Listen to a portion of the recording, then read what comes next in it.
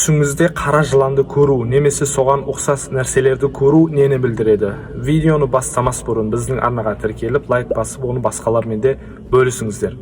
Түсіңізде қара жыланды көру, немесе соған ұқсас беті белгілі емес бір мақлұқ түсіңізде сізді қуалап жатқан болса, немесе түсіңізде бір нәрседен қашып бара жатып, бір шоңқырдың ішіне түсіп, қайта-қайта оянып қалатын болсаңыз, немесе түсіңізде қатты бір шыңқырған дауыс сізді түсіңізден оятып жібере беретін болса, сізде зиян немесе сиқыр бар деген сөз.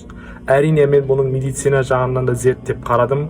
Мұндай түстердің болуы медицина жағынан ұйқының дұрыс болмауы, қатты стресс, қатты уайымнан болады екен. Енді бұдан қалай құтыламыз? Әрине ең біріншісі ұйқыңызды реттеу. Екіншісі өзіңізге дем салдырту. Үшіншісі, жатардан алдын дәретпен Құранда аят әл-Курси деген дұға бар. Соны 7 мәрте оқып, өзіңізге өзіңіз дем салып, арғарай оң жағыңызбен жату.